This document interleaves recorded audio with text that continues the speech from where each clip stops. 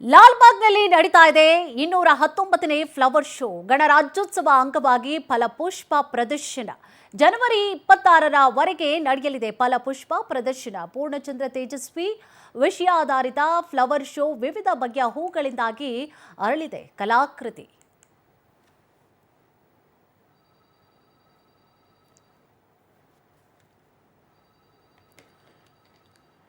ಈಗಾಗಲೇ ಗಮನಿಸ್ತಾ ಇದ್ದೀರಿ ಫ್ಲವರ್ ಶೋ ಯಾವ ರೀತಿಯಾಗಿ ಲಾಲ್ಬಾಗ್ನಲ್ಲಿ ಆಗ್ತಾ ಇದೆ ಅಂತ ಹೇಳಿ. ಹೆಚ್ಚಿನ ಸಂಖ್ಯೆಯಲ್ಲೂ ಕೂಡ ಈಗಾಗಲೇ ಜನ ಆಗಮಿಸ್ತಾ ಇದ್ದಾರೆ. ಅದರಲ್ಲೂ ಕೂಡ ಲಾಲ್ಬಾಗ್ ಇಂತಹ ಸಂದರ್ಭದಲ್ಲಿ, ಗಣರಾಜ್ಯೋತ್ಸವದ ಸಂದರ್ಭದಲ್ಲಿ ಅದರಲ್ಲಿ 219ನೇ ಫ್ಲವರ್ ಶೋ ಇದಾಗಿದೆ. ಸೊ ಜನವರಿ 26ನೇ ತಾರೀಕುವರೆಗೂ ಕೂಡ ಇರುತ್ತೆ. ಯಾರೆಲ್ಲ ಇನ್ನೂ ಕೂಡ ಹೋಗಿಲ್ಲ, ಫಲಪುಷ್ಪ ಪ್ರದರ್ಶನವನ್ನು ನೋಡಿಲ್ಲ, ಅದರಲ್ಲೂ ಕೂಡ ಪೂರ್ಣಚಂದ್ರ ತೇಜಸ್ವಿ ಅವರ ವಿಷಯಾಧಾರಿತ ಫ್ಲವರ್ ಶೋ ಈ ಬಾರಿ ಮಾಡಲಾಗ್ತಾ ಇದೆ. ವಿವಿಧ ಬಗೆಯ ಹೂಗಳಿಂದ ಕೂಡ ಅಲಂಕಾರವನ್ನು ಮಾಡಲಾಗಿದೆ. ಈ ಬಗ್ಗೆ ನಮ್ಮ ಪ್ರತಿನಿಧಿ ಸುಚಿತ್ರಾ ಅವರು ನೀಡಿರುವಂತಹ ಪ್ರತ್ಯಕ್ಷ ವರದಿ ಇಲ್ಲಿದೆ ನೋಡಿ.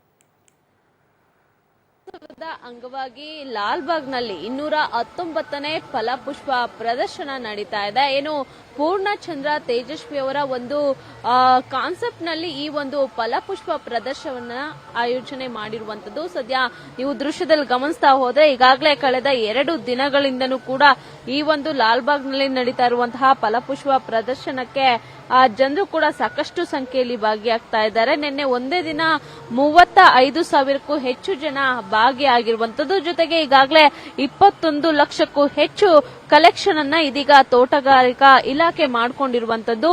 ಏನು ಮೂಡಿಗೆರೆಯ ಒಂದು ಪ್ರಕೃತಿಯ ನೋಟವನ್ನ ಸಂಪೂರ್ಣವಾಗಿ ಅವರ ಕೃತಿಗಳಲ್ಲಿ ಹಾಗೆ ಕವನಗಳಲ್ಲಿ ಕೂಡಿಟ್ಟಂತಹ ಕುವೆಂಪು ಅವರ ಮಗ ಪೂರ್ಣಚಂದ್ರ ತೇಜಸ್ವಿ ಅವರ ಒಂದು ಜೀವನಾಧಾರಿತ ಒಂದು ಕಥೆಯನ್ನ ಪುಷ್ಪದ ಮೂಲಕ, ಫಲದ ಮೂಲಕ ಒಂದು ಚಿತ್ರಣವನ್ನ ಮೂಡಿಸಿದ್ದಾರೆ. ನೀವು ದೃಶ್ಯದಲ್ಲಿ ಗಮನಿಸ್ತಾ ಹೋದ್ರೆ ಇದು ಮಂತ್ರಮಾಂಗಲ್ಯ.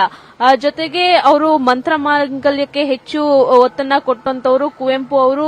ಸರಳವಾಗಿ ಮದುವೆಯನ್ನ ಆಗುವಂತದ್ದು. ಜೊತೆಗೆ ಅವರ ಪೂರ್ಣಚಂದ್ರ ತೇಜಸ್ವಿ ಅವರ ಒಂದು ಮದುವೆಗೆ ಕುವೆಂಪು ಅವರು ಬರೆದಂತಹ ಏನು ಕೈ ಬರಹದ ಆಹ್ವಾನ ಪತ್ರಿಕೆ ನೀವು ದೃಶ್ಯದಲ್ಲಿ ಗಮನಿಸ್ತಾ ಹೋಗಬಹುದು. ತಮ್ಮ ಮಗನ ಮದುವೆಗೆ ಅವರು ಜನರನ್ನ ಒಂದು ಪತ್ರದ ಮೂಲಕ ಆಹ್ವಾನವನ್ನ ಮಾಡಿರುವಂತದ್ದು. ಹಾಗೆ ಇದನ್ನ ಕೂಡ ಈ ಒಂದು ಫಲಪುಷ್ಪ ಪ್ರದರ್ಶನದಲ್ಲಿ ಆಯೋಜನೆಯನ್ನ ಕೂಡ ಮಾಡಲಾಗಿದೆ. ಹೀಗೆ ಸಾಕಷ್ಟು ಒಂದು ಚಿತ್ರವನ್ನ ಪೂರ್ಣಚಂದ್ರ ತೇಜಸ್ವಿ ಅವರ ಜೀವನವನ್ನ ಪುಷ್ಪದ ಮೂಲಕ ಅರಳಿಸಿರುವಂತದ್ದು. ಸಂಪೂರ್ಣವಾಗಿ ಈ ಒಂದು 219ನೇ ಫಲಪುಷ್ಪ ಪ್ರದರ್ಶನ ಏನು ಲಾಲ್ಬಾಗ್ನಲ್ಲಿ ನಡೀತಾ ಇದೆ, ಈ ಒಂದು ಫಲಪುಷ್ಪ ಪ್ರದರ್ಶನವನ್ನ ಸಂಪೂರ್ಣವಾಗಿ ಒಂದು ಪ್ರಕೃತಿಯ ನೋಟವನ್ನ ಇದೀಗ ಕೊಟ್ಟಿರುವಂತದ್ದು. ಸಾಕಷ್ಟು ಒಂದು ಬಗೆಯ ಒಂದು ಪುಷ್ಪಗಳನ್ನ ಕೂಡ ಇಲ್ಲಿ ಇಟ್ಟಿರುವಂತದ್ದು. ಹಾಗೆ ಪೂರ್ಣಚಂದ್ರ ತೇಜಸ್ವಿ ಅವರ ಒಂದಷ್ಟು ಏನು ಮೂರ್ತಿಗಳನ್ನ ಹಾಗೆ ಒಂದಷ್ಟು ಕಾರ್ಟೂನ್ ಟೈಪ್ ನಲ್ಲಿ ಕೂಡ ಈ ಒಂದು ಲಾಲ್ಬಾಗ್ನಲ್ಲಿ ಇಟ್ಟಿದ್ದಾರೆ. ಜೊತೆಗೆ ಅವರು ಬರೆದಂತಹ ಕಾದಂಬರಿಗಳಾಗಿರ್ಬೋದು, ಕವನ ಸಂಕಲನಗಳಾಗಿರ್ಬೋದು, ಅವೆಲ್ಲವನ್ನು ಕೂಡ ಫೋಟೋ ಸಮೇತ ಸಿರಿಧಾನ್ಯ ಸಿರಿ ಪೂಜಂತೆ ಆಗಿರ್ಬೋದು, ಬೇರೆ ಬೇರೆ ಕಥಾ ಸಂಕಲನಗಳನ್ನ ಕೂಡ ಈ ಒಂದು ಲಾಲ್ಬಾಗ್ನಲ್ಲಿ ಇಟ್ಟಿರುವಂತದ್ದು. ಹೀಗೆ ಒಟ್ಟು ಗಣರಾಜ್ಯೋತ್ಸವದ ಅಂಗವಾಗಿ ಜನವರಿ 26ರವರೆಗೂ ಈ ಒಂದು ಲಾಲ್ಬಾಗ್ನಲ್ಲಿ ಫಲಪುಷ್ಪ ಪ್ರದರ್ಶನ ನಡೆಯುವಂತದ್ದು. ಸಾಕಷ್ಟು ಸಂಖ್ಯೆಯಲ್ಲೂ ಕೂಡ ಜನರು ಭಾಗಿಯಾಗ್ತಾ ಇದ್ದಾರೆ. ಇನ್ನೂ ಕೂಡ ಸಾಕಷ್ಟು ದಿನಗಳು ಕೂಡ ಈ ಒಂದು ಲಾಲ್ಬಾಗ್ನಲ್ಲಿ ಫ್ಲವರ್ ಶೋ ಆಯೋಜನೆಯನ್ನ ಮಾಡಿರುವಂತದ್ದು.